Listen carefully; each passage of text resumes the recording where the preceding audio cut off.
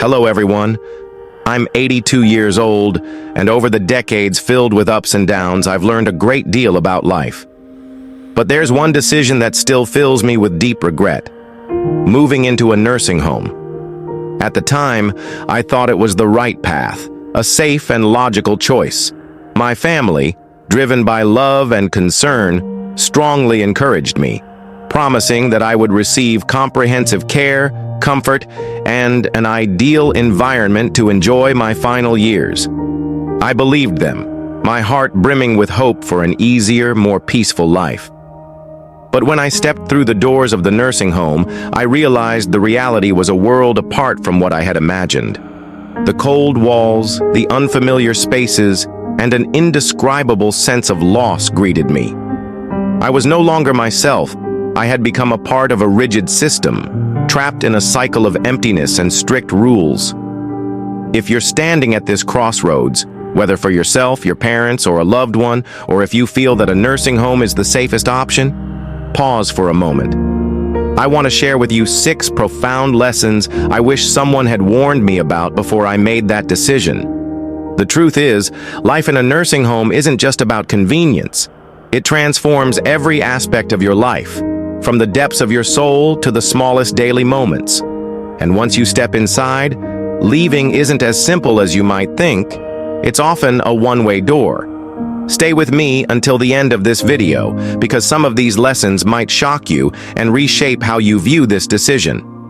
If you know someone considering a nursing home, this video could be the guiding light they need before making a life-altering choice. Now let's begin this journey of discovery together. The biggest shock after moving into a nursing home wasn't the tiny room with its sterile white walls, the fixed meal times imposed like military orders, or the unfamiliar faces passing by each day. What truly shattered me was the realization that I had lost control over my own life, a freedom I once took for granted, as natural as breathing. Before I moved in, my life was a vibrant tapestry of freedom. I decided everything.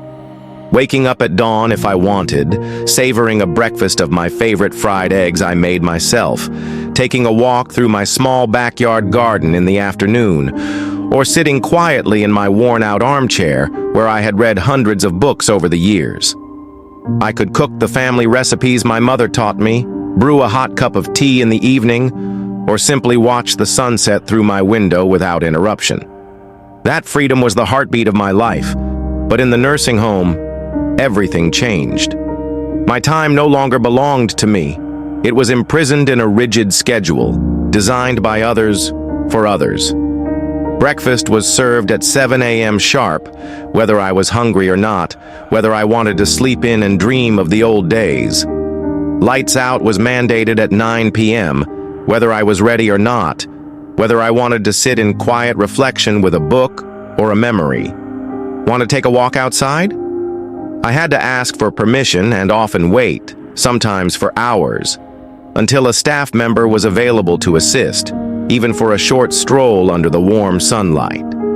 The small decisions that once defined my life, choosing what to eat, what to wear, or even what I wanted to do that day, became rare privileges, no longer natural rights.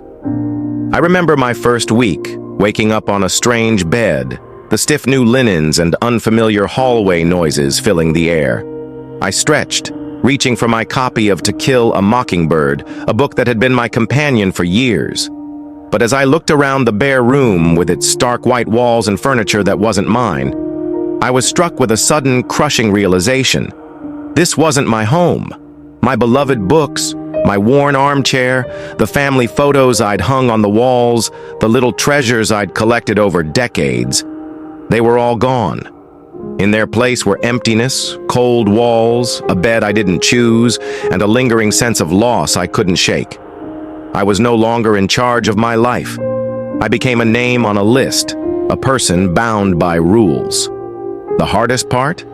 Once you lose your independence, getting it back feels nearly impossible. You're forced to adapt. Stop arguing when they decide your meals. Stop asking if you can take a walk whenever you want, and gradually blend into their system. But in that process, you begin to lose yourself, bit by bit. like beautiful memories fading from your mind. I recall an afternoon, gazing out of the small window in my room, watching birds fly freely across the blue sky. I yearned to step outside, breathe fresh air, and feel the sun on my face, but I had to wait, and my eventual walk lasted only a few minutes under supervision. In that moment, I wondered, am I still myself? Have the days of freedom, the small moments that defined my life, become distant memories forever? If you're considering a nursing home, ask yourself, are you ready to give up the small freedoms, the things that make your life uniquely yours? Because when they're gone, you'll miss them more than you ever imagined, with a longing that cuts deeper than you could have anticipated. One of the hardest truths about living in a nursing home is realizing that the world outside keeps spinning without you, as if you've become a faint shadow in the memories of those you love. When I first arrived, my family promised they would visit often, their words laced with love. "Mom, you'll never be alone. We'll always be here." I believed them, my heart overflowing with hope.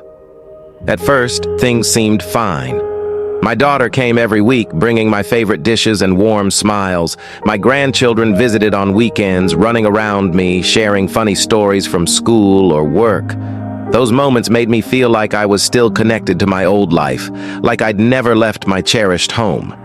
But as time passed, those visits grew rarer, like dewdrops evaporating under the morning sun. My daughter began calling instead of coming, her voice hurried and filled with promises of, "I'll visit soon." My grandchildren, busy with homework, friends, and jobs, gradually forgot their weekend visits. Holidays, Christmas, Thanksgiving, my birthday, became the most painful times. Everyone promised to come, their words brimming with enthusiasm, but plans always changed at the last minute. "Mom, I'm sorry, there's an emergency at work." Or, "Grandma, I've got exams. Next time, okay?" I sat alone in the common room, watching my fellow residents stare at the door, their eyes filled with hope that today would be the day someone remembered them. I didn't believe my family stopped loving me. No, that love was still there. But life had swept them away. When you're no longer present in their daily lives, it's easy for people to assume you're fine, that you've adjusted, that you don't need as much attention as before. But the truth is, the longer you stay in a nursing home, the easier it becomes for people to forget just how much you still need them, how much your heart aches for their presence, their hugs, their laughter. I remember a winter evening, sitting in my small room with my phone in hand, hesitating about calling my son. I didn't want to be a burden, didn't want to remind him that I was here, waiting for a visit that might never come. I feared my voice would make him feel guilty, or worse, that he'd respond with a distracted, rushed reply before returning to his busy life. So I put the phone down, and in that silence I realized this was my life now, watching the days and hours pass, clinging to the fragile hope that someone would remember me, would bring me back into the orbit of my family. But that hope faded over time. I began to feel like a shadow, a distant memory in the minds of my loved ones. There were days when I stared at the clock, counting the minutes, wondering if anyone would remember that today was my birthday, or if it was just another ordinary day in an endless stretch of time. If you're thinking about moving into a nursing home, ask yourself, are you prepared to face the deep loneliness, the pain of being forgotten, even if your family loves you dearly? No matter how strong that love is, when you're out of sight, being out of mind happens more easily than you think, and that pain can linger forever. If you find this video meaningful, leave a comment with the number 2 below to let me know you're here with me. If you haven't subscribed yet, hit the subscribe button and turn on notifications so you don't miss our next videos. Each one is a story, a lesson, straight from my heart. When I moved into the nursing home, I thought I was just changing my address, a new place to live out my final years. But I never imagined I was also changing the very reason I lived, the reason I opened my eyes each morning and stepped out of bed. At home, my life was rich with meaning, even in the smallest things. I had responsibilities, routines, hobbies, and reasons to wake up each day feeling alive. I remember the mornings I watered the plants in my small garden, watching each tender shoot grow under my care. I brewed coffee with my own special recipe, savoring the aroma that filled my peaceful home. I tidied up, dusting the keepsakes, each item a story, a memory of days gone by. Those tasks, though small, gave me a sense of purpose. I was living, contributing, and still valuable. But in the nursing home, those daily rituals vanished. Meals were prepared for me, cleaning was handled by staff, and my garden, the plants I once cherished, ceased to exist. At first, I told myself it would be wonderful to finally relax. No more chores, no more responsibilities, just rest. I thought I'd have time to enjoy myself, to unwind after a lifetime of hard work. But after a few weeks, I realized something was missing, a vast emptiness in my soul. The days stretched endlessly, as if time had lost all meaning. I sat in my room, staring at the clock, counting each minute that ticked by, but with nothing to do but wait.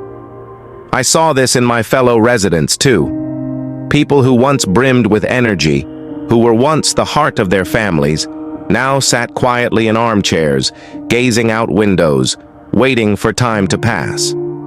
Their eyes were empty, as if life had drained the very essence of their beings. There was a man named George, 84 years old, who had been a skilled carpenter his entire life. At home, he was always busy, fixing furniture, crafting small wooden chairs, or working on projects in his garage. His hands, calloused and strong, were symbols of creativity and labor. But here there were no tools, no wood, no space for him to create.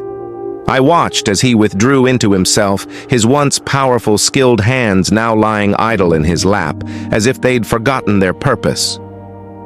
"I feel useless," he told me one day, his voice heavy with sadness. "I have nothing to create, nothing to care for. I'm just a shadow here." George's words awakened something in me. I understood that feeling. When you no longer have anything to care for, no goals to strive toward, life begins to lose its meaning. Your mind slows, your body follows, and you gradually become just another resident in a place where time moves, but nothing truly changes. I started to feel like a nameless figure, blending into the crowds in the long hallways and crowded dining rooms. If you're considering a nursing home, ask yourself, what gives your life meaning? Is it the mornings you water your plants, the afternoons you read a book, or simply the feeling of being in control of your own life? Because once you move in, finding purpose isn't just about filling time. It's a battle to hold on to the things that make you feel alive, that make you feel valuable. Are you ready to face days of emptiness, where you're just a part of the system, no longer yourself? Before moving into a nursing home, I was doing well for my age. I wasn't running marathons, but I could still care for myself, take daily walks, and cook delicious meals in my small kitchen. The little routines, grocery shopping, morning stretches, or simply walking around the house to keep my legs strong, were essential to my life. I felt I still had energy, the ability to live independently, and the chance to enjoy my remaining years meaningfully. But everything changed when I stepped into the nursing home. At first, I thought I was just taking it easy. Meals were brought to me. I no longer had to stand in the kitchen for hours cooking, and I could press a button for help whenever I needed it. It seemed like a dream. No more chores, no more worries about maintaining my home. But I didn't realize that this ease would become a double-edged sword, cutting away at my health faster than I ever imagined. I started moving less. There were no more daily walks, no more trips to the market to pick fresh vegetables, no more gentle morning exercises in the yard. I sat more, lay down more, and gradually my body stiffened, my legs feeling heavy and weak. Standing up from a chair became a struggle, and the muscles I'd built over decades began to atrophy, disappearing as quickly as autumn leaves falling from a tree. I wasn't the only one. I saw this happen to others too. People who walked in on their own 2 feet now relied on wheelchairs. Those who once cared for themselves now needed help with the smallest tasks, like dressing or eating. The more help we were given, the more dependent we became. A vicious cycle that stripped away our ability to do things on our own. I remember my neighbor Alice, an 81-year-old woman full of energy when she first arrived. She still walked around the facility every day, her bright smile and confident words ringing out, "I'm not letting age slow me down."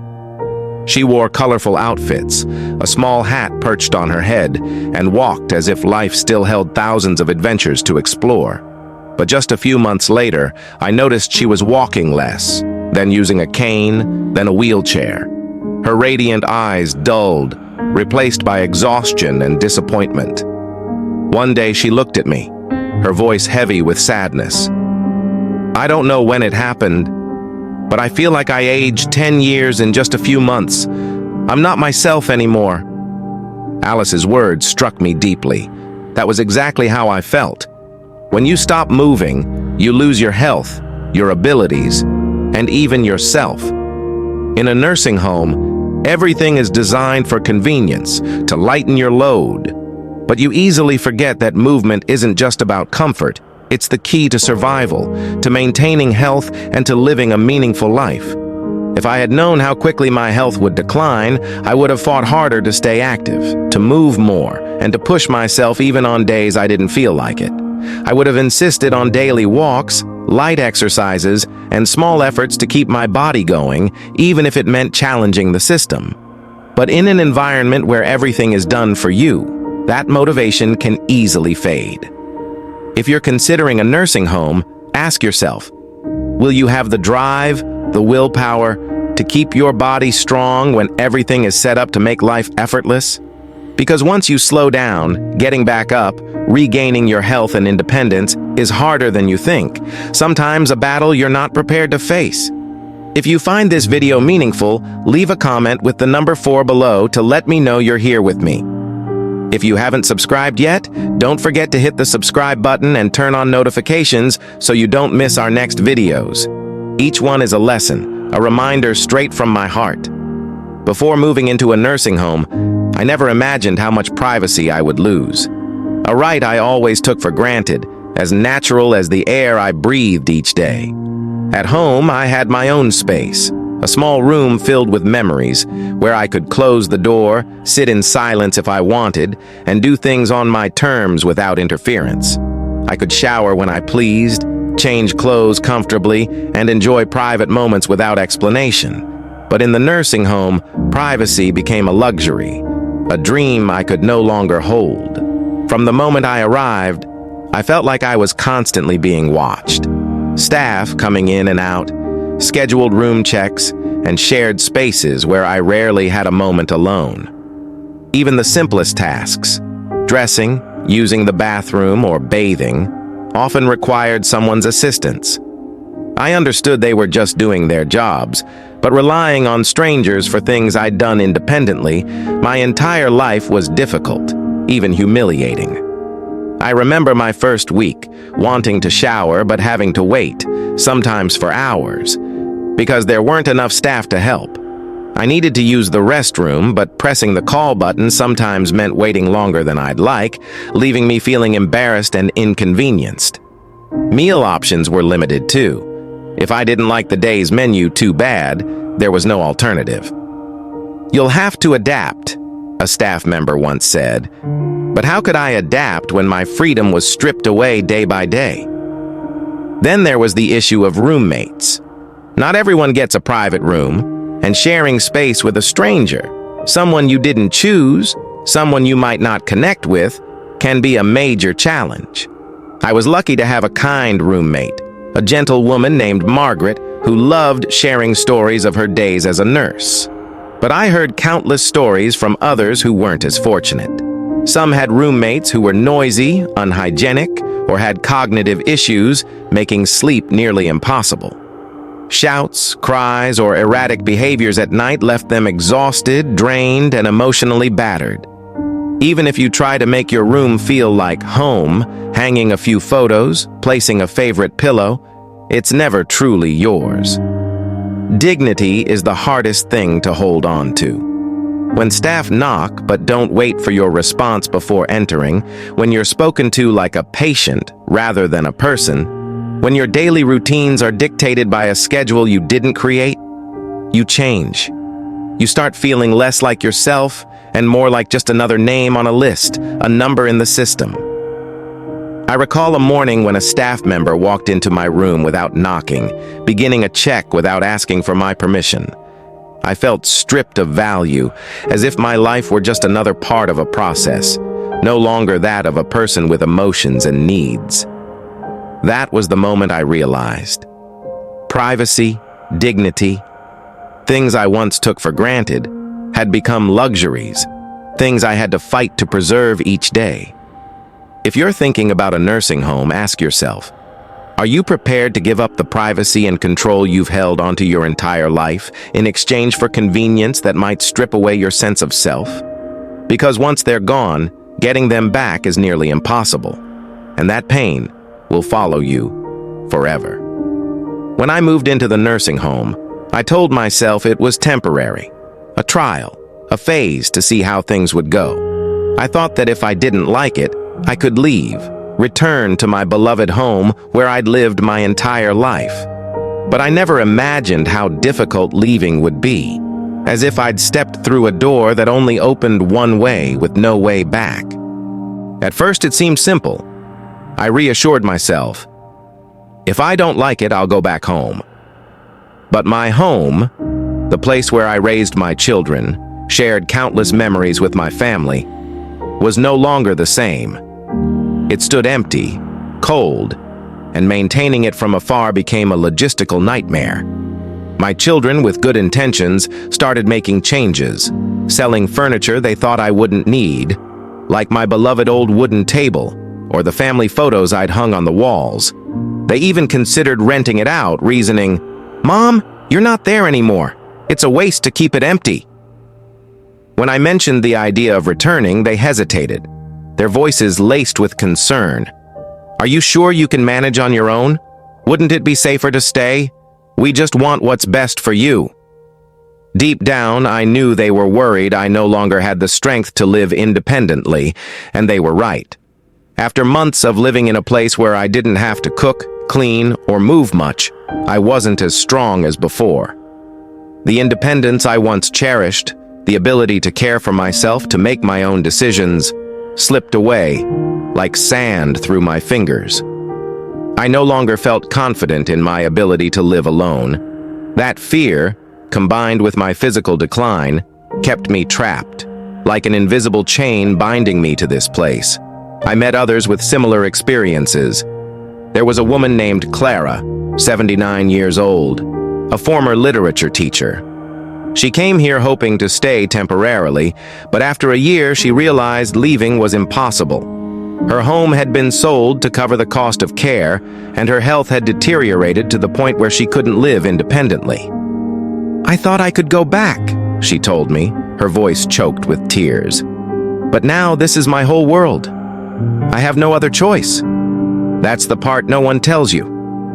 Moving into a nursing home feels like a reversible decision, but for most people, it isn't. This place slowly becomes your entire world. The long hallways, the crowded dining rooms, the rigid schedules. The life outside, your home, your garden, the familiar streets, turns into a distant memory, like a dream you can't touch. The barriers to leaving, financial, physical, and emotional, are greater than you might expect. The cost of care in a nursing home can drain your savings, while declining health makes independent living impossible. And the fear that you can't care for yourself, that you can't face the outside world, keeps you locked in, like an invisible tether binding you here forever.